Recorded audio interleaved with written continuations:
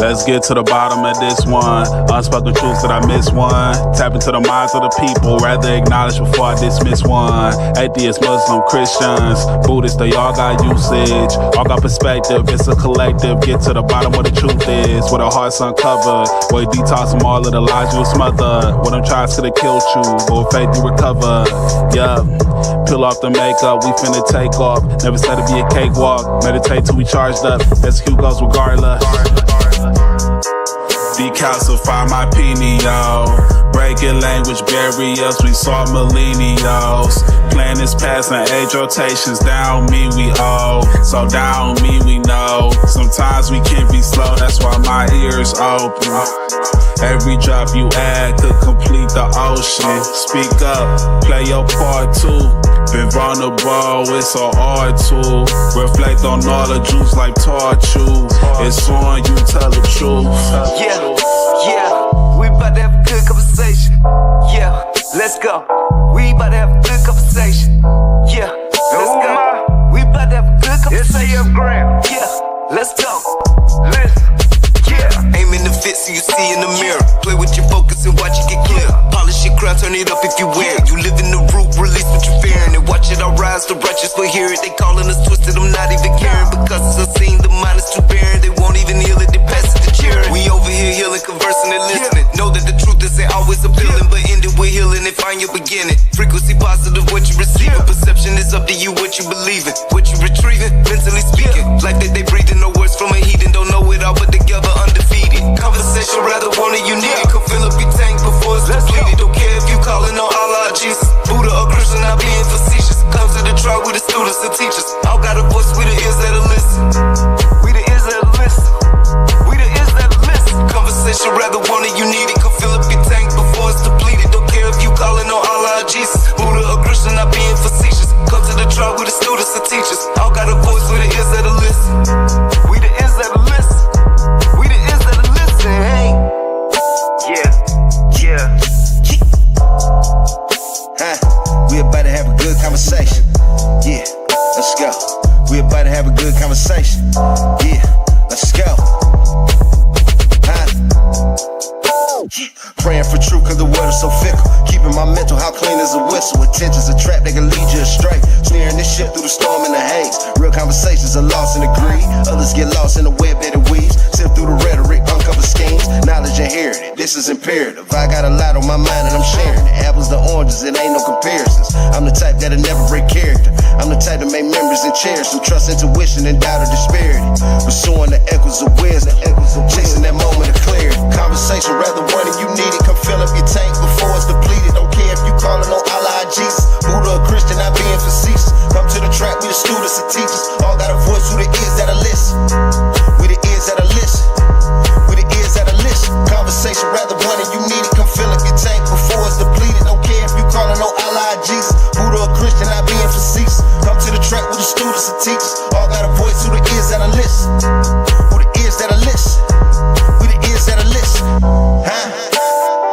It's on you, tell the truth.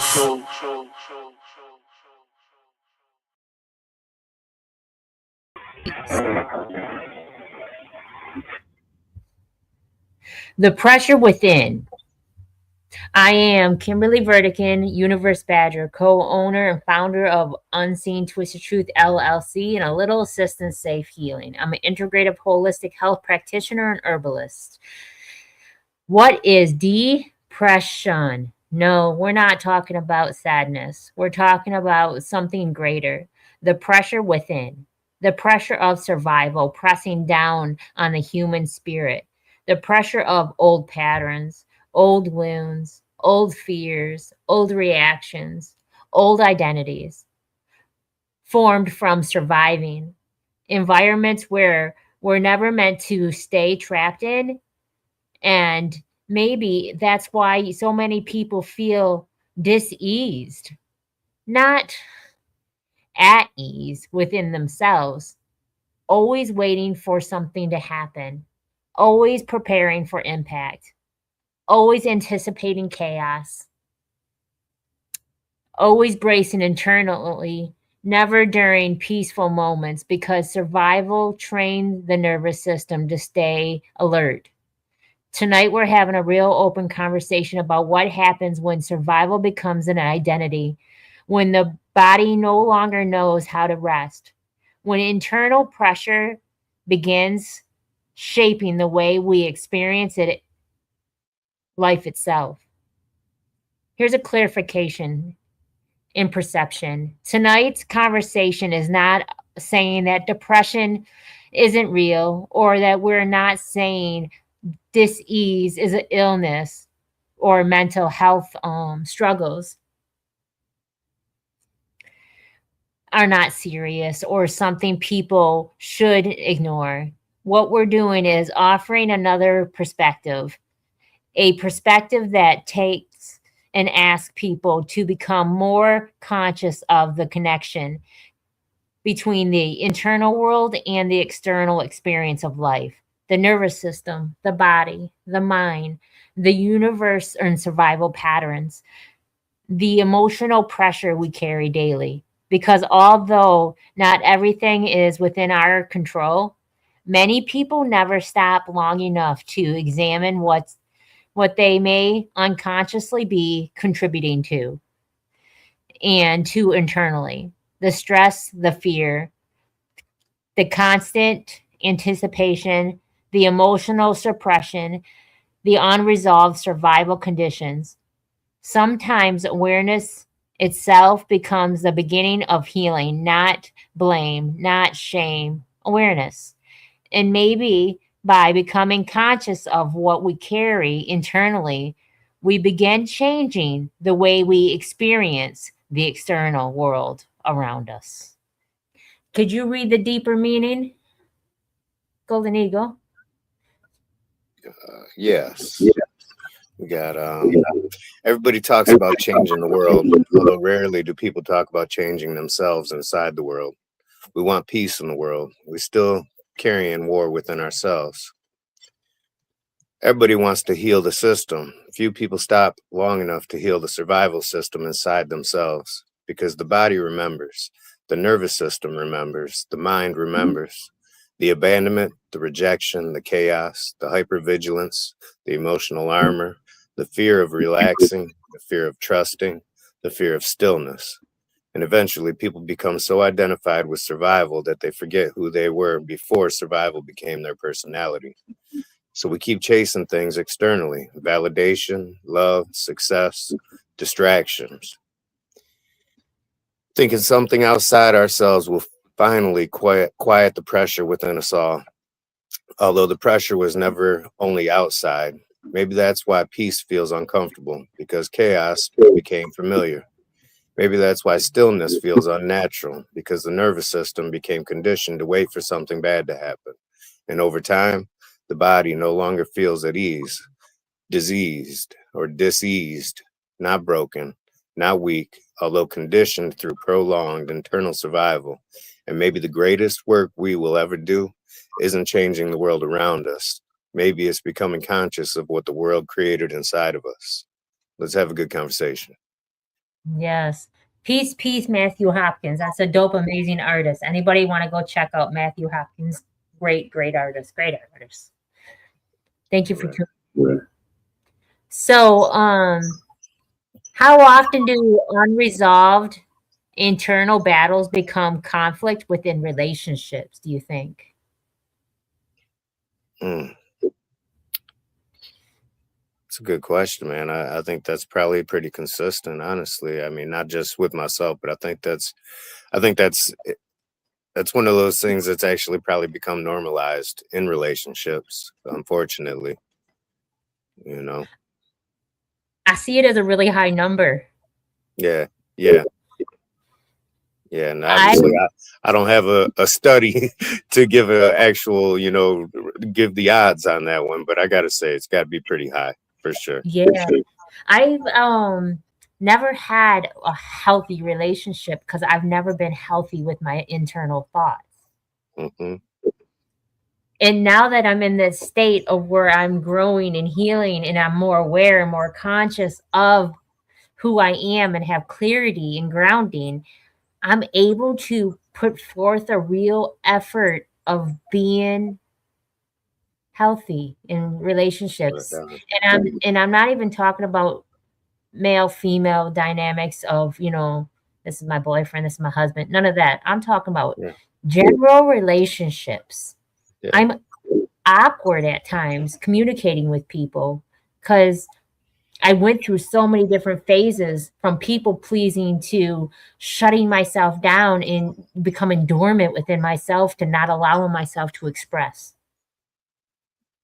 Mm.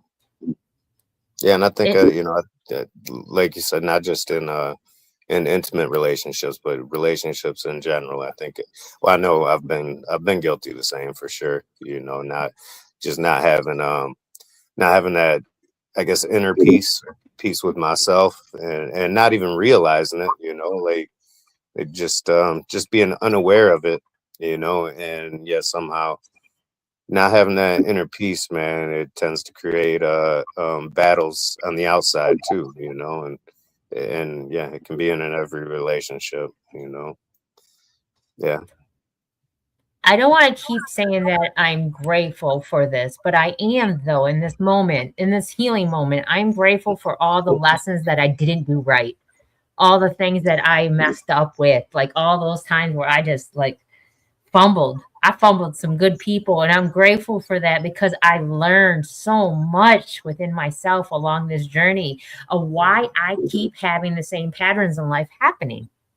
yeah, yeah. But, and yeah, that's something I've thought about a lot in the past few months. Was just I mean, I think I've mentioned it a show or two, just about how this past 10 years I've been in and out of a few different relationships, and for half that 10 years I felt like or now I feel like for the first half of that ride I was busy looking externally as opposed to internally, and a lot more in this past few years started realizing just how, I mean, sure, the other individual wasn't perfect either, but I damn sure wasn't, and until I started opening my eyes to some of my own failures and shortcomings. I could sit there and blame them, but the truth is I can't blame them either, really, because I can't expect perfection, first of all, not from anyone, including myself. But again, I can't hold them any more responsible than I hold myself. And for a while I didn't look at it like that. It took me a while to realize how toxic I had been in past relationships. It was a hard pill to swallow too, really. But once I did, it definitely made it easier to I guess just to find peace. And not only that, but realizing my own errors makes me feel a lot more confident in the fact that I'm not going to make those mistakes. Like you said, it makes me grateful for those lessons, because And a lot of them were hard ones. But yeah, I'm grateful to say that finally at this age I feel like I'm starting to learn something. you know, I guess there's no secret. I'm a slow learner though. But yeah, I wanted to clarify when I said fumble great people, I didn't necessarily fumble them for me now because everything happens for a reason. And right. those people that were in my life that I felt that I could have been better at, I'm grateful that I wasn't good for them and they weren't good for me. If that makes any sense. Even though I Yeah, feel that I might have fumbled them, I'm grateful for the turnout. I'm grateful for who they're with now, what they've been through, what I've been through, who I'm with. I'm grateful for all that in a conjoined whole because when they say, God answers unanswered prayers and whenever you like to say it or not, it's still answered in a way. And right. I'm honestly so grateful that I wasn't good to them and they weren't good to me, only because of how the outcome came. Not because, Right. my heart, I just wanted to keep throwing it away or anything like that. I want to say peace, SGF Graham, and I'd like to read the question to you because it's needed to be answered by other people than just Golden Eagle and myself. So peace be with you. Peace, peace. How y'all doing? All is truly well. So the question was, how often do unresolved eternal battles become conflict within relationships?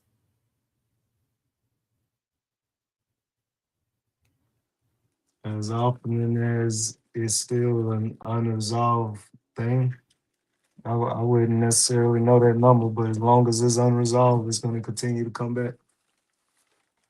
That's what we said too. We don't know the number, but we know it's got to be pretty high. There's a lot of people walking around here and don't realize that they have things that they have to resolve still. And Yeah, they say about 80% of us yeah, doing that. So right. That's a To the very point, high. like I was saying, to the point that that's almost become normalized, and unfortunately, because that really shouldn't be normal, man. That shouldn't be, but I mean, yeah, the pros and cons of the internet is that too much bad. The con, I would say that one of the cons is that the bad can unite. The people that feel bad, the people that want to gang up on the issue, we can unite now. And feel bad together and make it feel like oh, this is just a human thing versus this is just a human experience that we can overcome. Like, nah, this is just life because there's too many of us that's feeling this way, so it must be normal. And I need to deal with life is just has these screwed up and jacked up moments or whatever. That's like one of the cons of the internet that I hate or whatever, that the good can connect and get to know each other, but it's the equal positive as well. The bad of anything is sitting in a big unit and you can go viral with them. Mm, I see that too. Someone's a villain in someone's story always. And the reason why there's villains in stories is because nobody wants to look internally to find out what they did wrong. They rather blame somebody else for what happened instead of looking at their part in the story. So yeah, no, I agree. It gives them a huge platform just to be ugly. yeah. That's funny. The word ugly was in my head, and you just spit it out. That, Yeah. like I said, that hard pill I was talking about swallowing. Honestly, man, that was yeah. Um, Looking in the mirror and seeing my ugly. That was really Yeah. hard. It took a long time, and yeah, yeah, yeah. That ain't an easy pill to swallow, especially for somebody with as big an ego as I have. No, but really, like that. I mean, I've always thought so highly of myself, and then when I realized how imperfect I was, man, that was hard. But again, it's part of the process too. So let me get into the second question real quick, and you can answer it because it's you're about to go into it. Can a person create chaos externally while believing the problem is everyone else? I'm gonna try not to cuss, but yes, yes, absolutely. Again, obviously that was definitely one of my biggest problems was I was doing that and so blind to the fact that I was doing that. So yeah, unfortunately, yes, yes, and yeah, yeah, yep, So give me a scenario. yeah, yeah. That's yeah. I know you agree with that one, right?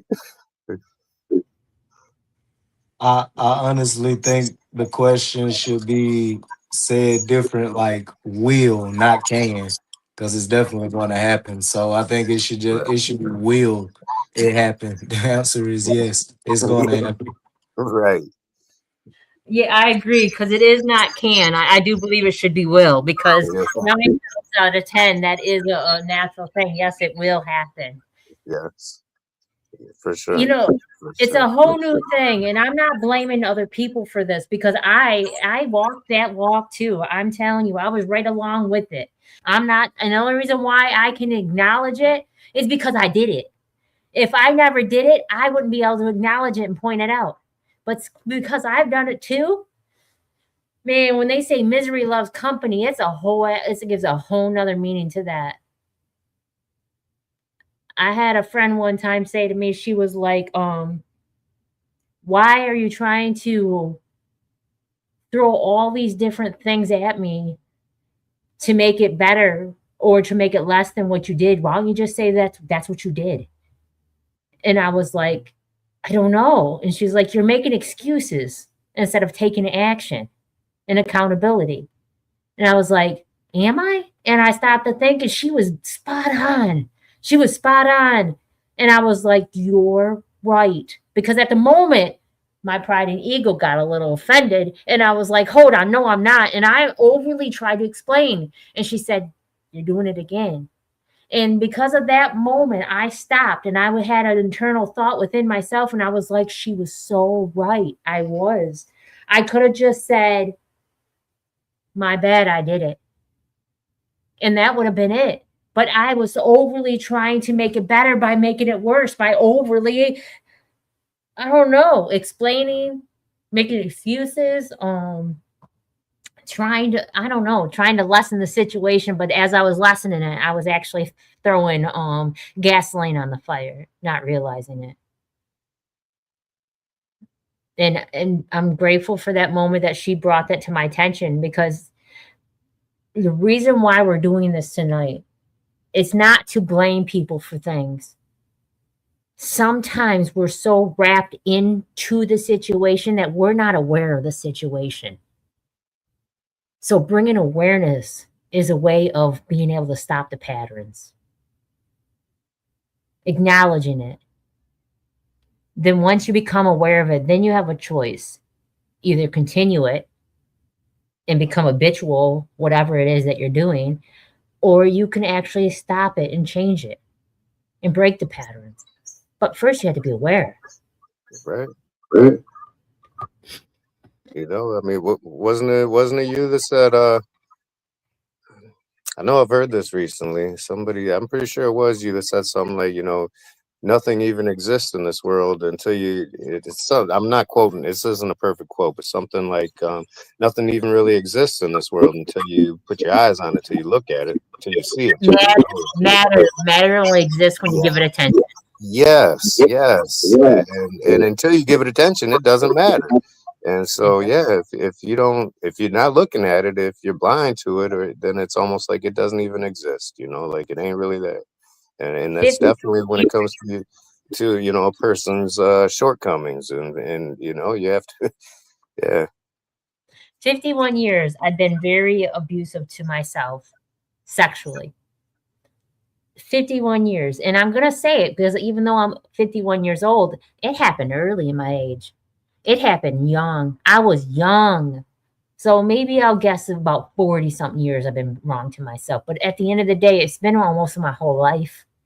And then when I sit in it, I feel like it was my whole life, because it was more years damaged than it was undamaged. And I didn't realize I had a problem. I just thought, oh, I had a high sex drive, or I was an addict. Who cares? And then when I started really looking deep with doing that shadow work and taking the trauma classes and just really digging deep, man, I was being really wrong to myself, and I had a huge problem. But we don't know it's a problem sometimes. Sometimes we think it's generational, it's environmental, it's just in my genes. I thought it was just in my genes because my whole family's a little fucked in the head. Excuse my language. So, and then I realized it wasn't, even though they are still a little messed in the head, it wasn't because it's in my genes that it was okay for me to continue being like that. So yeah, I'll admit it. How much of the world around us is being shaped by the unconscious survival patterns? What do you think, Golden Eagle? You muted yourself, sweetheart. I think the entire atmosphere of our environment is affected by that. I do. I think it. Yeah, I think our survival patterns definitely. They send those waves, those vibes, the ripple effect thing, or It affects the entire atmosphere of your environment. Everywhere you go. SGF Graham, how much of the world around us is being shaped by the unconscious survival patterns? All of them, All of it. whether negative or positive, it's literally all of them. And that's so true. There's not a negative or a positive in it. War is shaped from it. We're going to have a reason why people are doing it at the end of the day. Someone's going to find some kind of justification for it, but it's ego, pride, something. It's a survival pattern of some sort that's causing it. We're not born with hatred. We're not born with racism. We're not born with greed, ego. We adapted that. Yeah. Yeah, and then a lot of wars are based on the public being convinced that it's a necessity for survival. So so yeah. What you gonna say, brother? Go ahead, S. Jeff Graham. Yeah, I was gonna kind of say the similar thing, or whatever. Like people's subconscious can be convinced for so long because wars don't happen overnight. Wars happen years and years of being disgusted with that group or whatever the picture that your politics painted of that group or whatever. That even when they find out the truth decades later, they really don't give a damn about the truth at all. They're like, well, and then they'll find a way to justify it because they gotta justify it because for so long it was deserved in their head or whatever. So I'm like, it's wild how people will still try to justify things just because their subconscious held on it for so long that it's concrete now. Hey, stay with me, S. Jeff Graham. This is a good question. Do you hurt people unintentionally? Recreate the environment that hurt them? I don't know. Yeah, I don't know. Well, how would I know that unless they told me? Or whatever, I can answer it without someone telling me, only because I was a hurt person at one time. But And if I took them back into a place where they were hurt, if I did it knowledgeably, then I would think that I did it intentionally. Or whatever, Otherwise than that, if they don't tell me, then I don't know that I took them back to that place. and No, do hurt people unintentionally recreate it? Do they unintentionally recreate their Oh, do environment? hurt people unintentionally? Yeah, do they do it without knowing that they're doing it? yes, See, that's a will question again. Well, you saying just hurt people in general. Yeah, Yes. that's a will hurt people unintentionally do it. Yeah. Okay. Whatever, like, I've always said hurt people. Period. It's real simple, honestly. But yeah, hurt rather people, intentional hurt or people. unintentional. Because they Yeah, don't know no better. If they knew better, they right, would do better. Like right. That's even right. it's a difference between hearing somebody telling you what better you have to do versus when it You know, actually sinks in. Yeah, Whatever and so yeah. until you do better, until you know better, that's when you'll do better. people are searching for happiness outside of themselves in this perfect world without realizing you have to create it within. And I know so many people that are doing it. You can't look outwardly for the environment that you want without being able to create it internally, because you won't know how to receive it. It's almost like that one thing where that guy said, I seen it today, and I can't say word for word because when I look at something, I just get the perception of that I perceived it, not exactly what they said. So how I perceived it was, when a millionaire, someone wins the lottery or whatever, and they got all this money, let's say they got $3.5 million, and they blew it. They blew it because they didn't know what it was like to have it, to receive it, to hold it.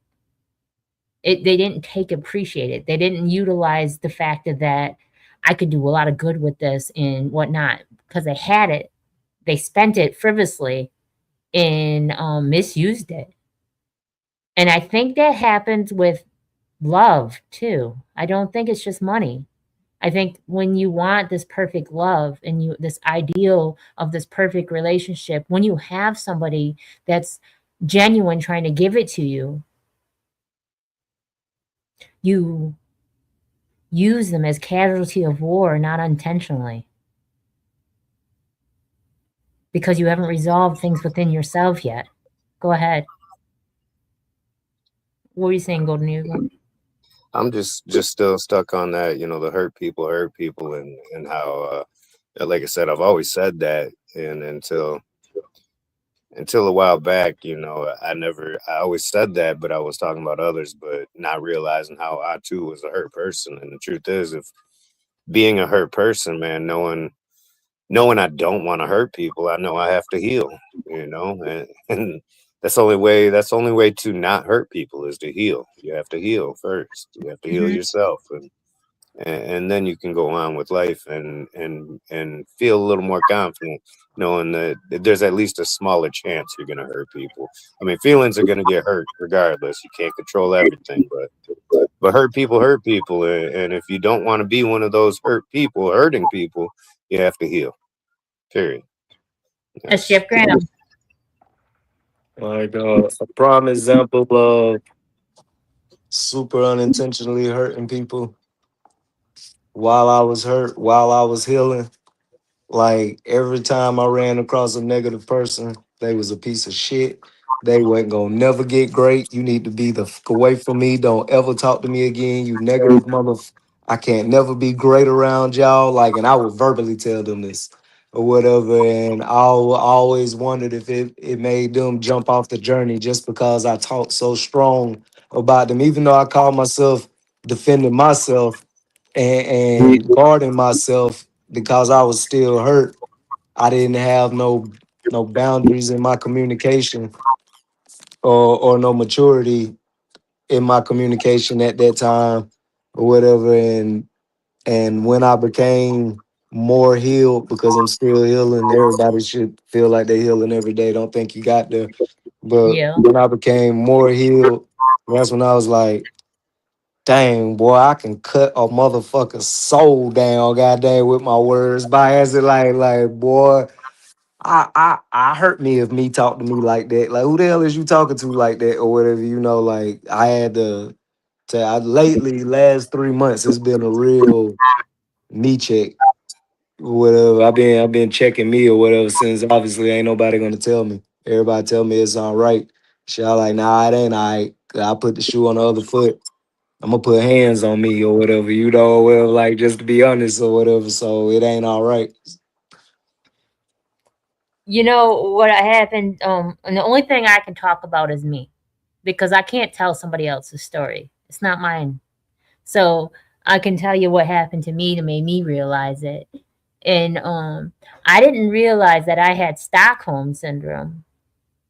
I swear I didn't realize it until after I fought for my life and I had panic attacks, anxiety. I mean, I was just going down a big old spiral of all these things that I was adapting to and taking on that weren't mine. I mean, I even all had vertigo, and I've never had that my whole entire life, and I was taking on these different illnesses, these diseases, and making them mine, and they were actually really affecting me. And to find out the reason why I know I had Stockholm syndrome, because I tried to have a relationship with my attacker when I was that person that tried to touch me inappropriately when I was younger.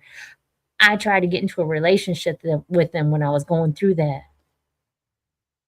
And that's how I knew. I mean, not then, I didn't know. Until I started healing recently, I realized I've been doing patterns that were unhealed.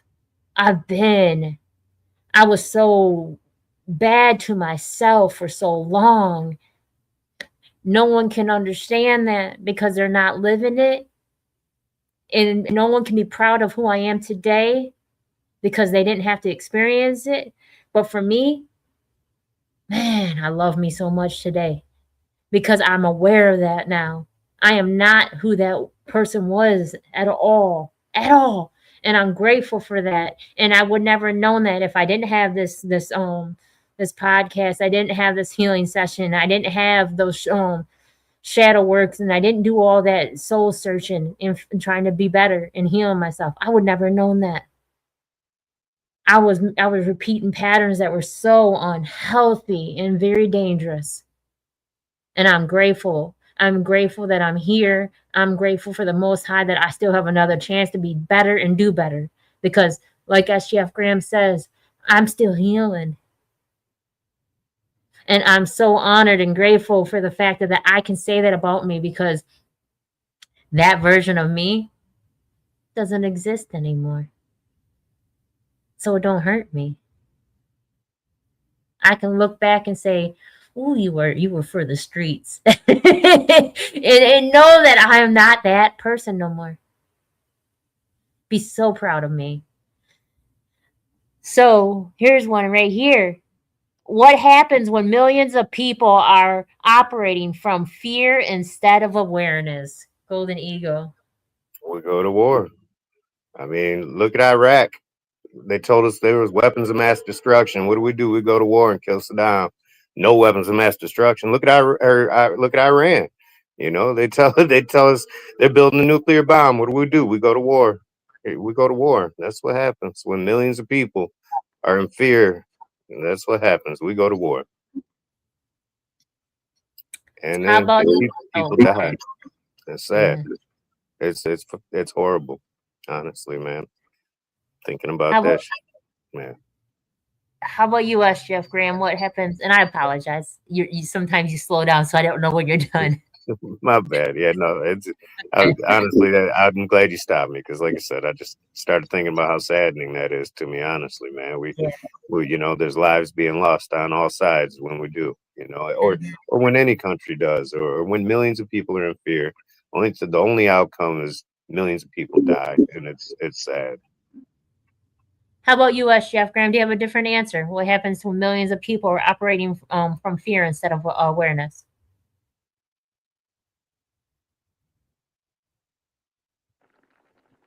Um, yeah, destroy and rebuild. Destroy and rebuild happens eventually, or whatever. So the destruction will be war. So yeah, a destroy and rebuild happens. Somebody got to smarten up eventually, or whatever, or either it'll be like the streets or whatever. It'll be a bunch of unorganized organizations going on. But regardless, it'll be a destruction that's going on because something has to shape up eventually. The void has the whoever's going to be in charge. That void is always going to have to be filled, and you just better hope that rebuild is better than what was going on. And I like that you said that, because I don't just it doesn't limit itself to rebuild to like a whole mass destruction in the world. It can be one person. It can be a couple Mhm. people. It can be you. A piece of you has to be gone in order for a piece of you to be reborn. It's just Mhm. how it goes. So when I said I'm not the same version of me, that person don't exist because that person's no longer here. That person has passed on. Is not me. So I can look back and say that. And a lot of people are afraid without realizing that it is not just fear, it's changing. Change is hard for a lot of people. And I don't mean just like changing your shoes, your socks, your underwear. I'm talking about your belief system, down to your health conditions, down to your eating habits, down to the routines that you picked up along the way, those patterns that you became yours, that you adapted to and claimed them to become your personality. Go ahead, SGF Graham. I'm I'm at the point to where it's not the change that's the hardest part. It's the void. Yeah. That quiet storm, that quiet before the storm, that hole in the hurricane where nothing's happening before it finally does or whatever. Like that's where people start losing because they start thinking it's not working or whatever because it's not instant. They're not the omnipotent one and they didn't just think of it and it happened or whatever, that bothers people. They don't understand that just like it took you a while to become negative, whether because you didn't start off negative, you was a happy-go-lucky kid, whatever, we all were. Even like I done seen happy-go-lucky kids in the worst living situations possible. That kid has no idea. That kid is just happy to be alive, or whatever, and everything else came later, or whatever. So just like it took time to build you to be that negative aspect that you don't like, it's gonna take time to build that positive. In fact, it's gonna take longer because you gotta like I said, you gotta destroy in order to rebuild. So you gotta tear it all down. And that void kills a lot of people. Like, it's not working, and they just go Mhm. back to where it's comfortable, even if they don't know they going back to what's comfortable because they stopped working on what they was working on. The subconscious had no choice but to go back because it was an empty void. Something's got to give. Mhm. You know, I want to say something real quick. 8 years. 8 years is when I started my journey with my ethers. 8 years with my hair. 8 years. And then the reason why I know is because that was the same time I fought for my life. 2 weeks before I started my hair journey, and 2 weeks later, I fought for my life the same year.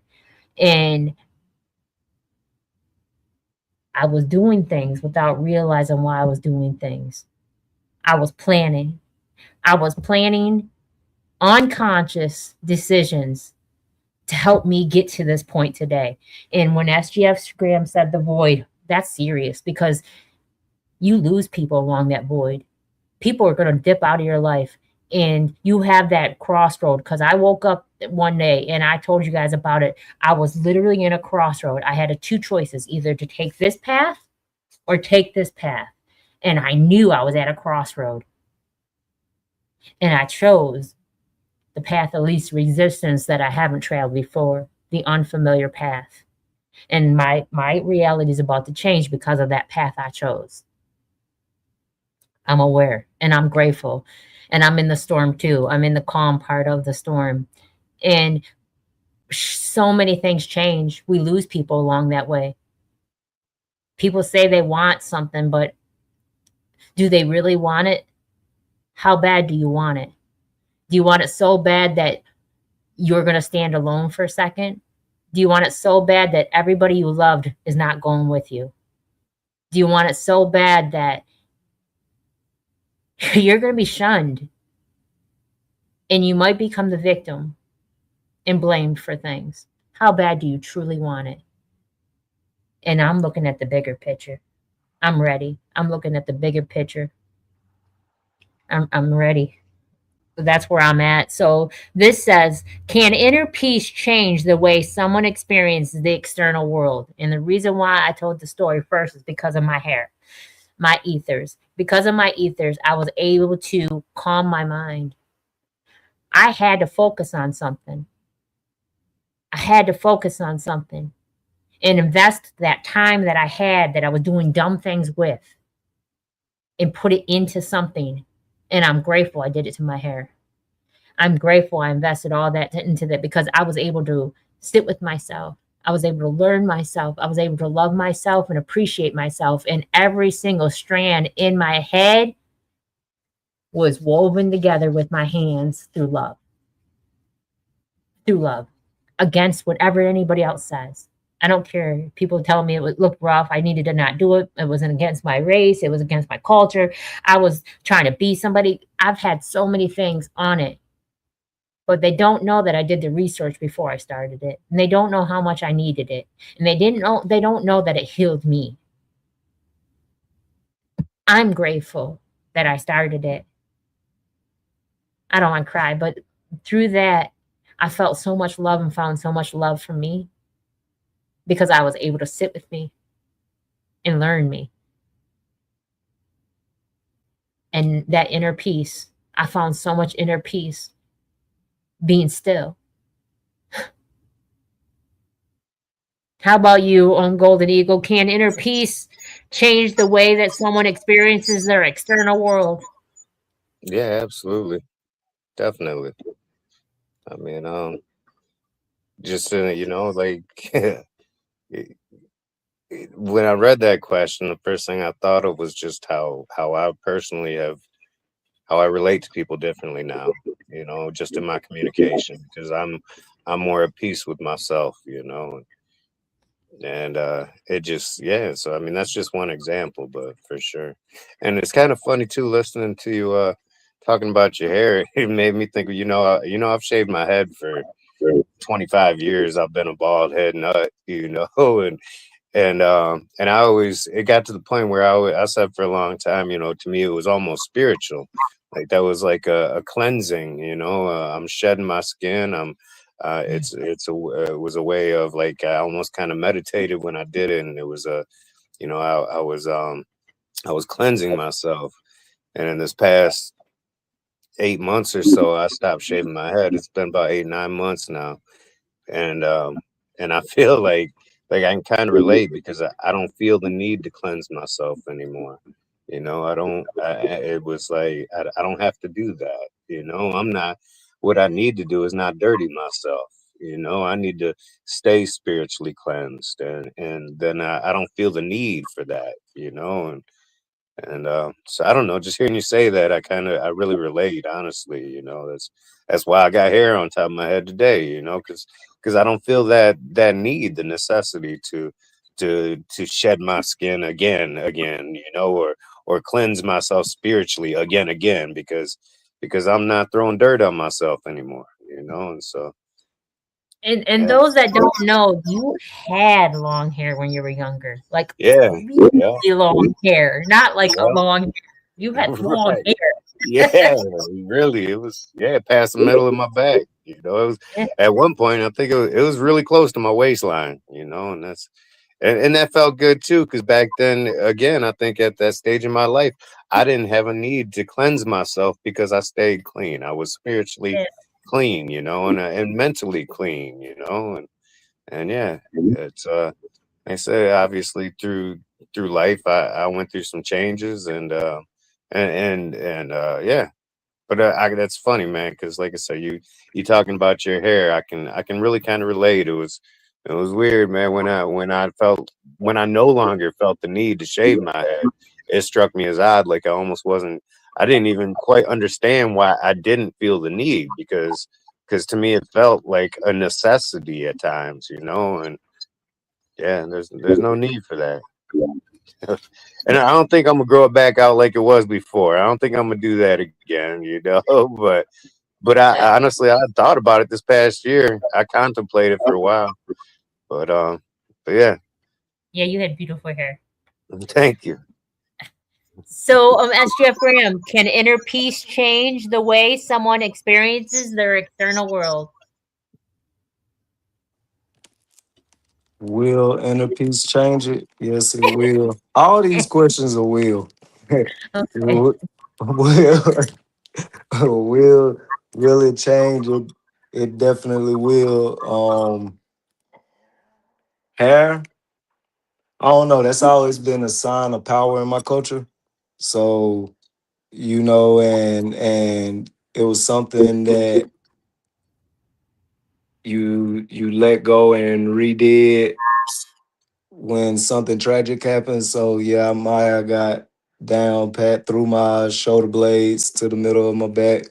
That was part of the reason people was like, "What are you? What? No, I know you're black, but what else is in you, or whatever." They was always trying to figure something out, or whatever. And it seemed like after every passing or something that was very major to me, I let it go and redo it again or whatnot. So that actually made it to where I stopped giving a damn what people thought about me. Because when I got older, I called myself cutting my hair for business quotation around it. They always tell people of my culture, if you want to look more business minded, you have to cut your hair. So when I started back growing my hair, because I just didn't, yeah, everybody liked it or whatever, and it did look pretty decent, but I always liked myself with hair on my head. And I started growing it back. And when I was growing it back, I was at the pivot point of my moving success where I was starting to get my own job. So you can understand when I started my dreads, my hair was maybe like a half inch long. So like it had to be started with tweezers. So you can only imagine when I'm coming up to people's house telling them, yeah, I'm the person they talk to on the phone and I'm about to move your all expensive stuff and I need you to trust me. Or whatever, like the looks that I used to get and how uncomfortable they made me feel. That was, and then I proved them wrong by the end of the move. And I know I got a huge tip because they judged me before the move or whatever, and by the end of the move, they was giving me a great review and letting me know their friend that's about to move and they're about to tell them about me or whatever. And it started making me like, okay, the world is just programmed. The Mm-hmm. the world is just programmed because when when I tell even black people are programmed. When I tell black people my moving success, the people that I move, not going down the list or whatever, but the famous people I move, the ultra rich people I move, the how a couple with a 9 bedroom house literally like we literally pulled up and we was like, all right, we're here to move, and they said okay and handed us the keys and the alarm code and said we're going on to Mississippi, see you there. And we just looking like what the hell, like like when they don't fathom it or whatever, middle class white people don't fathom it or whatever, and they don't understand like the world is so much better by their block and by their lackage. I actually forgot what the hell we was talking about now, but Your hair. or whatever. But yeah, okay. So it was like the longer my hair got, the harder the I actually got turned at like they'll go in their room and they'll come back out and we decided to move tomorrow. We'll just call you back. And we know that they're not calling back. We know what it was or whatever. And of course it made me look in the mirror and want to cut it or whatever, but I kept going. And if y'all would just see my reviews, it made me feel so much better about myself or whatever, to where I don't care about I can go weeks without cleaning my hair or doing my hair because I know it doesn't make me. Mm-hmm. Um, where versus I always thought what people thought really mattered. I was judged in the medical field. I was told I needed to either find another job or cut it. I've been having dreams though lately about shaving my head. Question though, Yes. when it was at the beginning, how was your clients treating you when you was at the beginning of your ether journey? Like, were they like kind of looking at you like second guessing if you can actually help them? Not your return clients, but your new clients.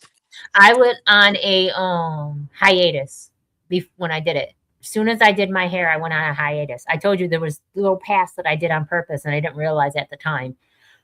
During my journey of starting my ethers, I went contingent at work, grabbed my grandson for a month, started my journey with my hair, and I wasn't working for a while, and then I fought for my life in between here. So all these things played out so weird, but it's weird to me, but God had a plan and they were all planned out for a certain time for a certain reason that were unbeknownst to me. So I didn't have clients for a while until after probably almost 8 months of me doing my hair. And then I started a whole new profession. Well, stay in the medical field, but I started a different job somewhere else because I disappeared. So was your hair like your hair transition? That was obviously a pivotal point in your life. Yes. Okay, so what I'm just curious or whatever, because most people got habits of doing something. What was your one before that? Like, what did that involve? Was that a physical change as well? I didn't have habits before that I No, I'm know talking. of. I'm talking about when, like, was that your only pivotal change? No. Yeah, that's A couple times I went on a hiatus and went contingent. also And that your hiatus. That's when you hibernate and come back a new person. You're a butterfly. I've Okay, done okay, And I cool. kept, I used to go around saying I was a butterfly, and they told me to stop because the only person says they're a butterfly is a caterpillar. So you need to stop saying what you are. Can So you you hit, explain that? huh? Can you explain that? Well, they say that if you are that, you don't have to explain it to people. They're just going to know it. No. I was saying because you said if you say that you a caterpillar. I was Because saying they said, what? I kept saying that I was a butterfly to people. And they said, well, if you are, you don't have to explain it to people. People are just going to know it. The only thing that says that they are a butterfly is a caterpillar. A butterfly don't go around saying, hey, I'm a butterfly. Because people just know it is. All right. No, I thought like something was wrong with the caterpillar. I was like, what the caterpillar No, do? I thought you was about to tell me something. You know? no. That's just what people used to tell me. And I didn't never understood it. I didn't accept it. It didn't resonate with me until I got older. And now I know. That's why I don't go around saying I'm anything. Because those that know. And I think that's in reference.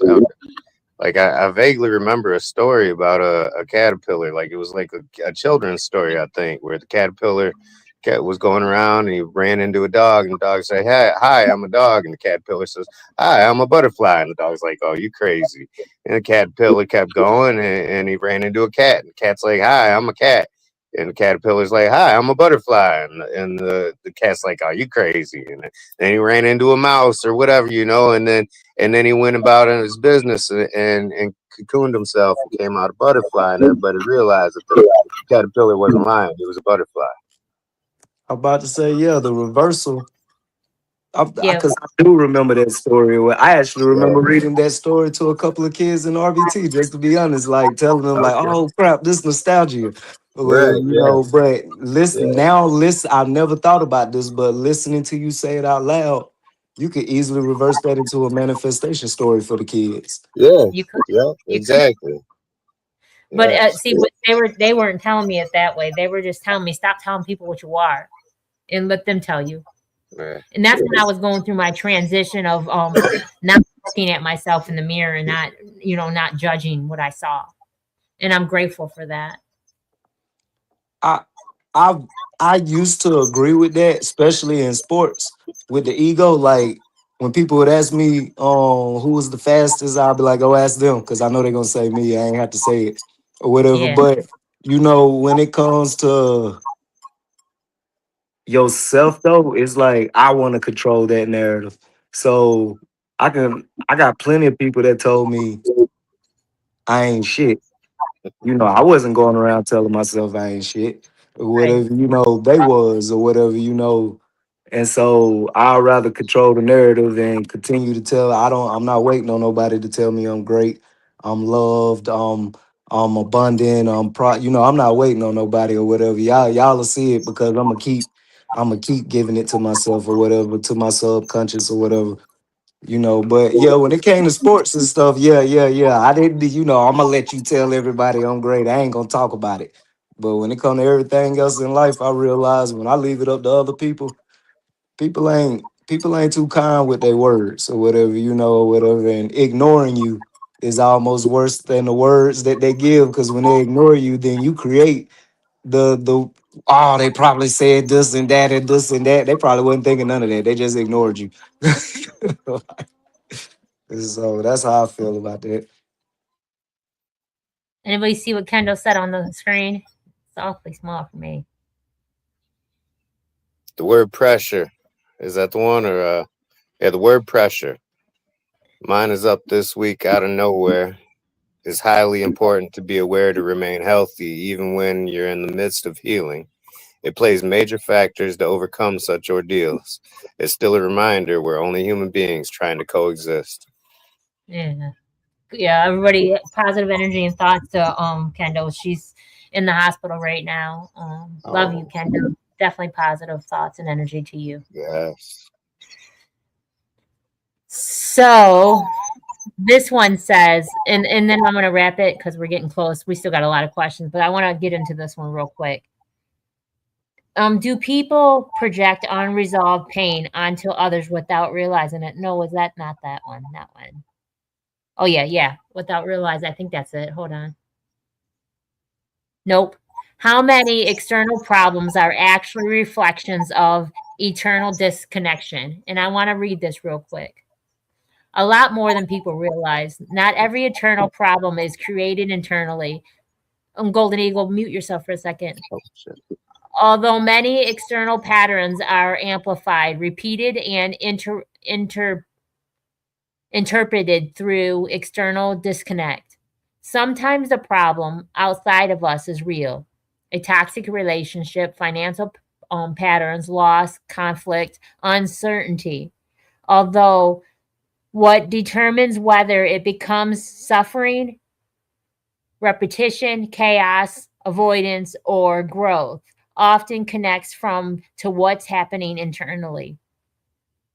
The internal disconnect can look like abandonment, abandoning your own intuition, living in survival mode too long, never feeling emotionally safe, disconnecting from the body and the nervous system, suppressing emotions instead of processing them, building identity around pain, roles, and defense mechanisms, needing external validation to feel whole, reacting from old wounds instead of present awareness. And once disconnect externally, internally, people often try solving the symptoms instead of the root. And I wanted to read that only because I don't think people realize there's a lot of things that are hidden underneath I'm fine sometimes. Because a lot of people aren't fine. They just don't know exactly what's wrong to pin it out until they really sit with themselves. The dark seat of the soul is serious. Sit with yourself for a second and get into that dark seat of the soul and really find out what's wrong and what you still need to fix. Because I believe the people around us are a reflection of what we need to fix within us if it triggers us. And sometimes our internal world will paint externally if we allow it. So that's just my opinion. Let's do one more real quick. How about this one? Does healing yourself become a form of healing the world around you? Golden Eagle, does healing yourself become a form of healing the world around you? Yeah, I think so. I don't know that I've fully grasped exactly how either, but it definitely plays a huge role. I mean, we lead by example. That's the best way to lead anyway. And I like to think that in this healing journey that I've been on, I've been able to demonstrate that to my children too, and the world around me, man. It definitely has it plays a role in a big way for sure. How about you, SGF Graham? Does healing yourself become a form of healing the world around you? Yeah, it does. You know, we're all connected as one, having a separate experience, right? It's all connected as one. So yeah, I would agree with that. I always said you can't change your world. You can't change your life, but you can change how you see it and watch your life change. It's all about perception. It's all about what you see internally and externally. You have a choice. You have a choice. We all have choices. And what we do with the choice, that makes the decision in our life. Can you read the reflection, Golden Eagle? Yeah, but before I do, I just want to say, I don't know how you do it, Kim. Like I feel like every show, man, there's always if it's not the reflection, it's the in the beginning or some of the questions. But I feel like you always stay on point with somehow you manage to stay on with what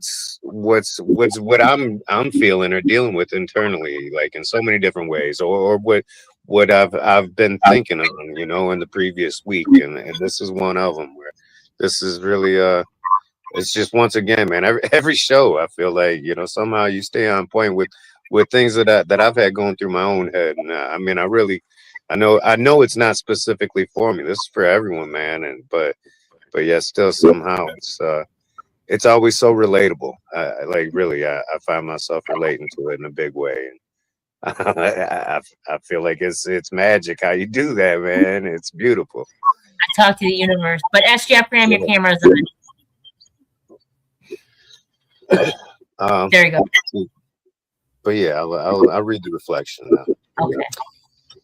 Maybe healing isn't becoming someone new. Maybe healing is teaching the body it no longer has to prepare for war every moment of the day. Maybe healing is allowing yourself to finally feel safe enough to rest internally, because awareness changes everything. Once we become conscious of the pressure within, we can finally begin releasing it.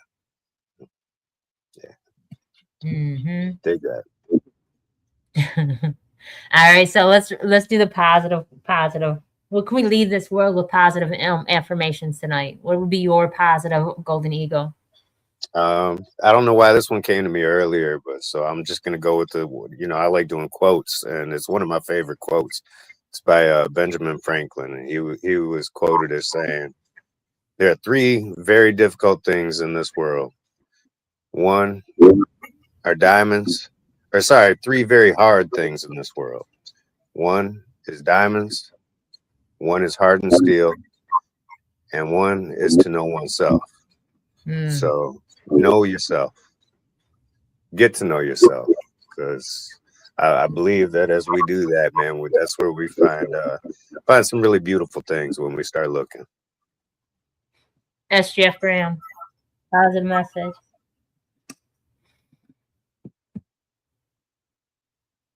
I muted you. I just unmuted you. You muted you. You unmuted you. Be mindful. Be mindful of what you think. Because even when you think that you no longer think that, you're putting it in your subconscious to where you're now subconsciously thinking that, and that's way more dangerous than consciously thinking about it. So be mindful of what you think, especially in emotionally charged moments, because that is when the download almost becomes permanent. So just be careful.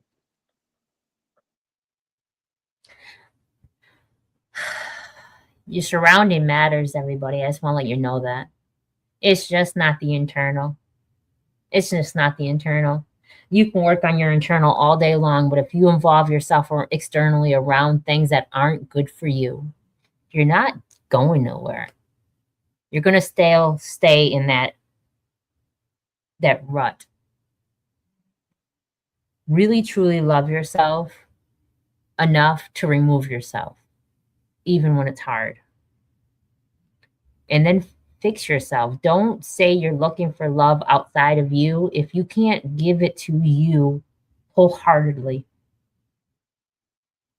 Because how you expect somebody else to?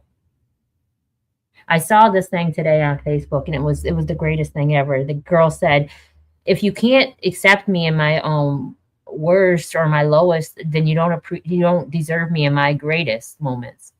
And the guy says, you didn't even accept you in your weakest moments, in your worst moments. You didn't even want you. So why do you expect me to? And then he says, if you go apply for a job and they tell you that you're not qualified, and then you go get the degree and they want to hire you because now you're qualified, whose fault is that? You weren't qualified. And now you are. So you do the math. Fix you instead of blaming somebody else for why you're broken. I don't know. I guess that wasn't that great, but at the end of the day. Yeah, it was. Yeah. All right. So before we close tonight's conversation, we want to remind you that not only does your opinion matter, so does your story. If tonight's conversation connects with you, we invite you to continue the healing, reflective, glowing, and growing. Become conscious with us every Tuesday and Thursday night on the People's Podcast. You're not alone in learning how to release the pressure within. Not at all. We are the ears that will listen and where your opinion matters. Don't just be different, become the difference. Until next time, thank you everyone for taking time out of your day to come heal with us. May your night be full of positive energy and high vibrations filled with peace and love. Ashe, everyone. Peace, Ashe. peace. Peace, Love peace. you guys. Love you. All love, all love. Let's get to the bottom of this one. Unspoken truths that I miss one. Tap into the minds of the people, rather acknowledge before I dismiss one. Atheists, Muslim, Christians, Buddhists, they all got usage. All got perspective, it's a collective. Get to the bottom where the truth is. Where the heart's uncovered. Where you detox from all of the lies you smothered. Where them tries could have killed you, but with faith you recovered. Yup. Peel off the makeup, we finna take off. Never said it'd be a cakewalk. Meditate till we charged up. Execute goes regardless. Decalcify my pineal. Breaking language barriers, we saw millennials. Planets passing age rotations, down me we owe. So down me we know. Sometimes we can be slow, that's why my ears open. Every drop you add could complete the ocean. Speak up, play your part too. Been vulnerable, it's so hard to.